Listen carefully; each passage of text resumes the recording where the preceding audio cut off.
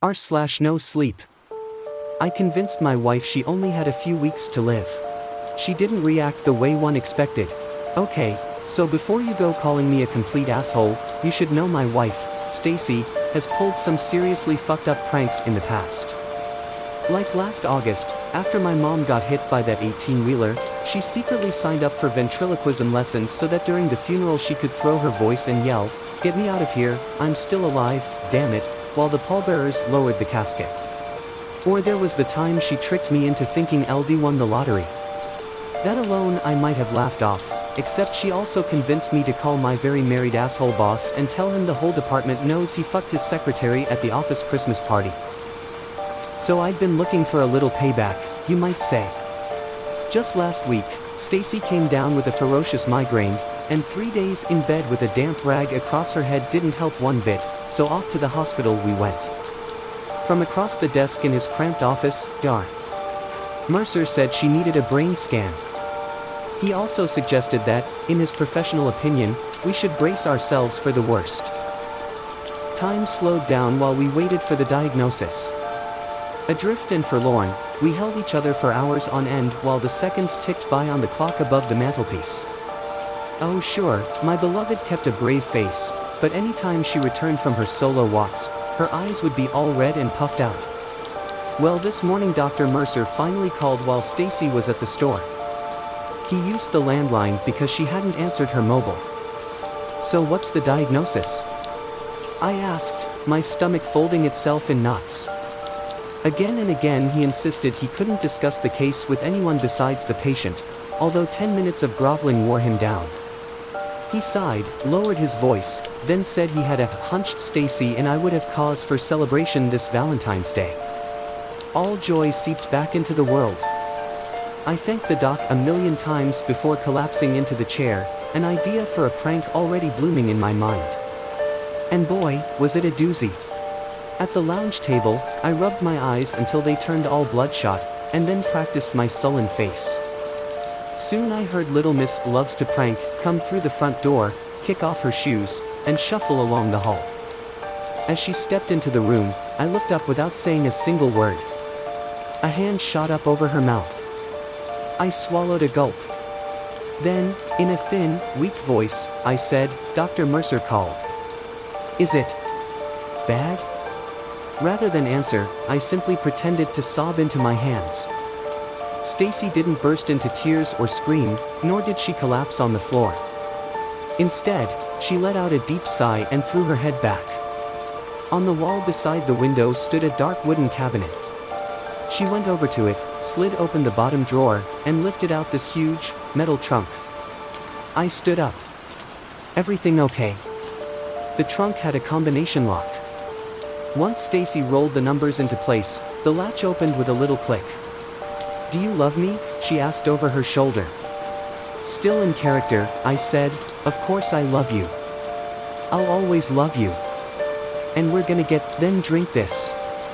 She spun around, holding out a whiskey bottle.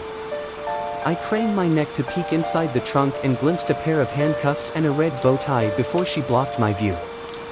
"I bought it for a special occasion," she said. One stepped forward, arms outstretched. "Listen, no matter what, we're gonna get through this mess together. Just drink it," she snapped. "Please. It's important. If you love me, you'll drink it." Was this a joke? I searched her face for answers, finding none. But hell, who was I to judge? Everybody processes grief in their own individual way. "Sure, honey." Grabbed the bottle from her and took a long swig, my insides already warming. 5 seconds later, the floor rose up to meet me. Darkness swallowed the lounge and everything in it. My next memory is of the words, "Love you," drifting toward me from the end of a long tunnel. There was pressure inside my skull. I tried moving, couldn't. My hands had been cuffed behind my back, and my ankles were bound together by a length of rope. I was propped up on the sofa in a tux. Through the haze, I saw two Stacys orbit one another, both wearing her favorite dress that read off the shoulder number. In her right hand, she had a pistol. Where did that come from? Her voice echoed on and on as she told me she'd prepared for this day years ago, that she couldn't bear the thought of me carrying on without her and starting a new family. Although I dipped in and out of consciousness, the words, "We have to go together," kept stinging my ears. I thrashed around, unable to speak. The best my drooling mouth could manage was slurred, random syllables. Stacy sat beside me and pressed her right temple against my left, the pistol angled in such a way one shot would tear through both our frontal lobes. Oh fuck, did she plan on killing us? My attempts to beg her to wait came out as a nonsensical gurgle. Squeezing those beautiful green eyes of hers shut, Stacy said, "Goodbye, Frank. I love you so, so much." By now enough of the brain fog had lifted that I could mutter, "It was a prank." She stopped breathing, tensed up. What? I took several quick, short breaths. "It's a prank. Dr. Mercer said you'll be fine, so I set you up, as payback for the lottery thing." For almost a minute, neither of us said a word, the room thick with tension. Then, forcing a smile, she said, "Well duh." She stood. "Did you really think I was gonna kill us both? I knew you were full of crap the second I walked in. You're the worst actor in the world. I just turned the prank around on you." Ha ha ha. The way she said this, every word steeped in sincerity, made the statement swing all the way back towards Hala. She crossed the room and slipped the gun into the trunk before returning with a key to unlock my cuffs. "Well, that's a relief about the diagnosis. We should celebrate. How about we order Thai tonight?" After she loosened the rope, I got up, rubbing my chaffed wrists, my vision blurred and my throat dry. "Sounds great. Perfect." With that, she smiled, stood on her tiptoes, lifted my chin with a finger, gave me a quick kiss, and then disappeared into the kitchen. My shirt was a drenched rag against my chest. Had it really been a prank? Surely drugging me was a step too far, even for her. Just then, the phone failed. It sounded painfully loud inside my aching skull. Dr. Mercer was on the line. And this time, his voice carried a distinct sour note. "Frank, I'm really sorry, but there's been a mix-up with the results. Can you have Stacy call me as soon as possible? It's urgent." The room tilted from side to side, the ground shifting beneath my feet. My better half came back through the door and said, "Who was that, honey?" One hung up and swallowed the lump in my throat. Wrong number.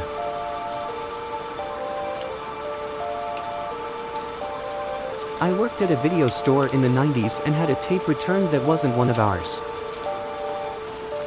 I'd worked there for 2 years and loved it. There were all kinds of deals and discounts for employees, and we had a big popcorn machine like you see in the movie theaters, free for anyone who wanted a bag. We had a large, repeat customer base of regulars that always looked for recommendations, which we were thrilled to give. 2 of us would close at the end of the night, with one typically being a guy. Yet somehow on that Sunday, it ended up being 2 girls. And I was tired from a bad sleep the night before and not feeling great, so I was just trying to get to the end of the shift. My coworker Michelle's boyfriend came by about an hour before close and went through the aisles repeatedly, trying to kill time. Finally, I told her she could take off and I'd close up myself. It was a Sunday, so we'd be closing at 8 p.m., which was a half hour away. And the store had been quiet all day, so I wasn't expecting some big rush. A few minutes after they left, I decided to start the cleanup early, which meant going around and collecting the garbage bags from all the bins around the store. The store itself was huge, with dozens of 5-foot-high rows of VHS tapes and large, load-bearing pillars decorated with prop characters. There were TVs playing new releases and all kinds of movie lore. As I walked out from behind the desk to start with the garbage bins closest to the back door, I heard that familiar ding sound come from the front door opening. We had a late customer. I went back behind the desk and put another VHS in the automatic tape rewinder. Those things were great. As the tape rewound, I tried to get a better look at who had come in, but they'd turned down the first aisle, horror, and the shelves, and one of the large pillars was blocking my view. I waited for them to move out from behind the pillar, but they stayed there. Then the tape popped up from the rewinder and I let out an embarrassing gasp. I winced at myself and replaced the tape in its plastic sleeve. I set another tape to rewind and decided to start collecting the garbages near the front. When I got up to the horror aisle, the customer was gone. The store was quiet. I walked down the aisle and turned to the right where I could see down 2 more rows. But there was no one. Went down another row and walked out to the main aisle leading to the desk, and came face to face with the customer. He was a man in his mid-20s, about 6 feet tall. He had long, jet black hair and was dressed in all black. He had a dirty leather jacket and wore chains with pentagrams and goat skulls. The Satanist look wasn't intimidating back then, as it kind of blended with the punk crowd in our area. I couldn't tell which side this guy was on, but there was something behind his eyes that made me feel cold. He stared at me. Long and hard. It was the most uncomfortable LD ever been. Neither of us spoke, and for a moment, I thought he was going to rush me. Then the tape rewinder popped up and killed the tension. I let out a nervous laugh, and he smiled at me like he'd known me my whole life. Then he said, "Good night," and walked past me. I croaked out at "You too," as I heard the front door open and close with that familiar jingle. I turned and saw the man outside, walking off towards a car at the far end of the parking lot. It was 7:45, but I decided to shut the store down early. The man left a lasting impression, and I called my boyfriend to be here right at 8 to pick me up. I locked the front door and felt better. I packed up all the garbages and put them away. Then I went back to the front desk to empty the till, when I saw something on the counter. It was a VHS tape in a plastic container. The man must have returned it. Only, it wasn't one of ours. It had the same kind of clear plastic holder we used, but didn't have a sleeve or jacket from our store. The tape inside of it had a sticker on it with a name written on it. Melissa. My name. The tape wasn't rewound. It was as far to the right as it could get, like it had been watched to the very end. My hands were shaking, but I managed to put the tape in the rewinder. It was an automatic reaction. I wasn't even sure I wanted to watch the tape. As it rewound, I argued with myself over what to do. I thought about not watching it, but knew that would eat away at me. I thought about waiting for my boyfriend and watching it with him. But he was a hothead, and if there was something bad in the tape, I could see him going postal. One decided to watch it by myself in the back office of the store. My finger hovered over the play button but eventually pressed it. The tape started with static. Then an image took over. It was a grainy handheld camera, held by someone in the driver's seat of a car that was in movement. The holder of the camera was trying to keep it steady while they drove. After several seconds, the available hand turned the steering wheel and I caught a glimpse of something out of the windshield that I recognized. It was the glowing sign above our store. South Coast Video in neon. I watched the car pull into the back end of the parking lot, right where the man had been going earlier. The camera pointed at the front entrance of the video store and waited. A familiar car entered the parking lot. My boyfriend's. It pulled up in front of the store and I watched myself kiss my boyfriend and go in. The video cut to footage from a new day and another work drop-off. This time by my parents. It showed another. And another. Over a dozen cuts of me getting out of cars and going into the store. Then the video showed me coming out. Going into whichever car was picking me up that night and driving off. In the video, I recognized the pants I was wearing from the previous day and realized I was watching footage from last night. I watched myself get into my parents' car and we drove off. And this time, the camera followed. The driver was trailing us. And it stuck with us all the way home, watching my parents' car pull into our driveway. The camera focused on our house number, 42, then cut to black. For a moment, I thought that was it. But the tape had more. A new image flickered on. It said it was just after 3 a.m. It was from inside the car again. And it was pointed at my house. The driver's side door opened and the camera got out. It moved across the street and towards the side of my home. The camera pointed in through windows along the side as it moved towards the backyard. I saw the living and dining room, both were dark and empty. At the back door, there was fumbling and jangling before a small metal tool was brought out and jammed into the lock. It was twisted and popped the door open. My heart went from beating 1,000,000 times per second to not at all. The man was inside my house. The camera switched to grainy night vision and moved through the empty kitchen.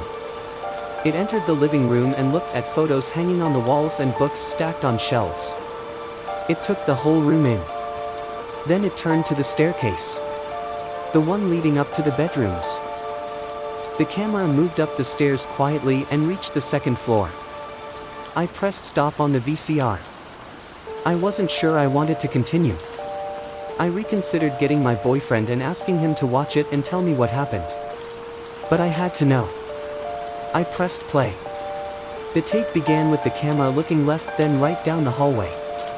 I knew that to the right were my younger brother and sister's room, and to the left was the bathroom, my parents' room, and mine at the far end. The camera stared left, focused on the door at the end of the hallway. My door. The camera moved past the bathroom and my parents' room without slowing. It came to a stop at my door. A hand reached out and turned the knob. It opened a crack, and the hand slid it open further, bringing the camera in. My bedroom door closed with the man now inside. The camera found my bed and there I was, sound asleep. My thumb hovered over the stop button on the VCR, ready to end whatever I was about to see before it traumatized me for life. The camera was placed on my desk facing the bed. The man from the store came into view. He carried a rag in his hand. I watched him creep up onto the bed, easing himself across it until he was over top of me, and then he pressed the rag down over my face. My body trembled and shook, then went still. I pressed stop and threw up in the garbage bin beside the TV. Watching the attack, I'd gotten a horrible, familiar feeling. Like a forgotten memory reappearing after being lost. I took a few minutes to collect myself before deciding, once again, that whatever happened to me on that tape, I needed to know for myself. I pressed play again, and there was the image of my unconscious body, in my bed, being straddled by a black-clothed goth psychopath. The man pulled the rag away from my face. He pulled my shirt up over my head, then reached around to the back of his pants. He pulled out a knife with a ceremonial handle and dragged it down the center of my chest without drawing blood. Then he put the blade to the palm of his left hand and cut. He winced at the pain, but then resheathed his knife and dabbed his right fingers in the blood from his palm. The man used the blood to draw all over my stomach and chest. He made strange markings on my skin, taking his time while he did. Then the man finished and lit a candle. He held it with his right hand and put his bloody left hand on my stomach. I could hear him on the tape speaking quietly, but couldn't make out what the man was saying. It sounded like hushed chanting and prayer. As he went on, my back began to arch upwards and lift off the bed. My mouth opened and I held one long, continuous gasp for what felt like minutes. Then the man stopped. And so did my gasp. I fell limply back to the bed and the candle blew out. After a moment, the man got up and cleaned the blood from my stomach using a towel he'd brought. He grabbed the camera from my desk and crept out of my room. Everything went hazy after that. I'd sweat through all my clothes and my whole body was trembling, but I still watched the camera sneak back out through my house and to his car. The video pulled something back into my memory. A strange, frightening disturbance in the night. Only brief flashes in length and dismissed as a bad dream. But I had a horrible migraine when woke up. It all made sense. I showed the video to my boyfriend and he freaked out. We called the police and gave them every bit of evidence there was. But the man was never found. That was years ago. And the only reason I'm thinking about it now is because I'm pregnant. And there are strange markings appearing on my growing belly that look a lot like the ones the man had drawn in his own blood. Like and subscribe for more daily uploads. And hit the bell icon so you won't miss another video.